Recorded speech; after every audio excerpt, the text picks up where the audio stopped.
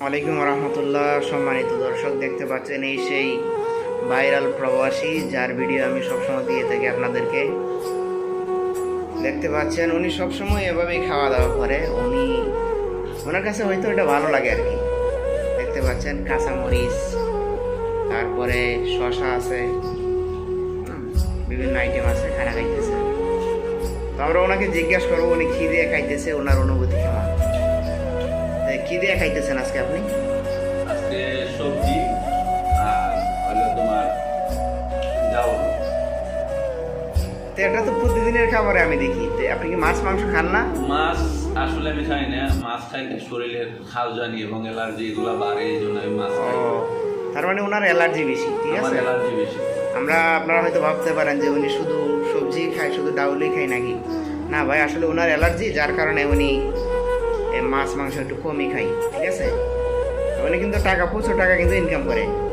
দেখতে পাচ্ছেন টাকা ইনকাম করে করে শরীরটার কি অবস্থা দেখছেন?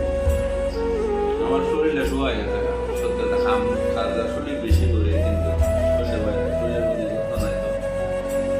তো ভাই মানে কত ঘন্টা ডিউটি করেন আপনি? 12 ঘন্টা।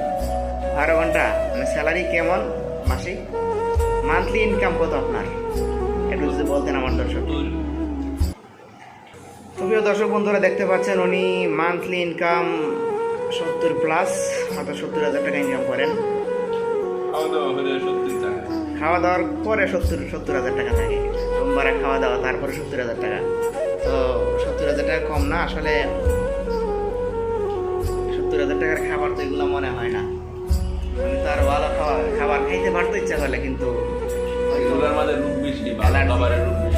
আপনি আমার দর্শক সম্পর্কে কিছু বলেন। মানে দর্শকরা নিয়মিত আপনার ভিডিও দেখে, ওনারা আপনাকে লাইক, ফলোয়ার, সাবস্ক্রাইবার করে, কিছু বলেন তাদের জন্য। সকল দর্শকদেরকে বলছি, মানে আমার জন্য সবাই দোয়া করবেন, কারণ আমি অনেক কষ্ট করতেছি। কারণ আমার অনেক কষ্ট আছে, কষ্ট ছাড়া কোনো আমি প্রবাটাইছি। মানে আপনার স্বপ্ন কি, ভবিষ্যৎ পরিকল্পনা বলেন?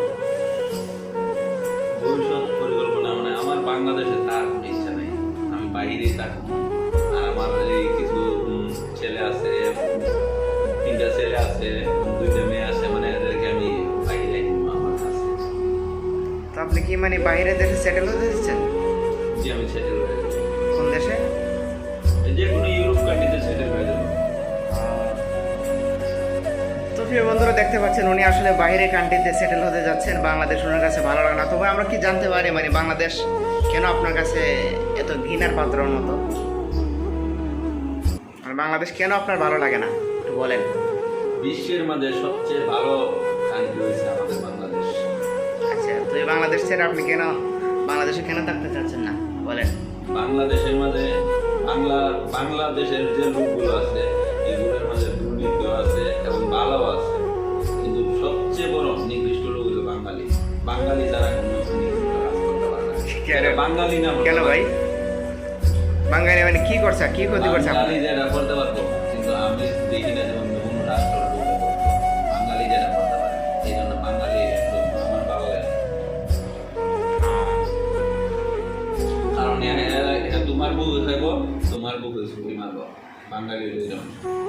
আচ্ছা ভাই, বুঝতে পারছি হয়তো ওনার যে কোনো এক বন্ধু বান্ধব হয়তো ওনার কষ্ট দিয়েছে, যার কারণে বাংলাদেশের প্রতি তার একটু ঘৃণা জন্মাইছে। আসলে বাংলাদেশ আমাদের প্রিয় মাতৃভূমি।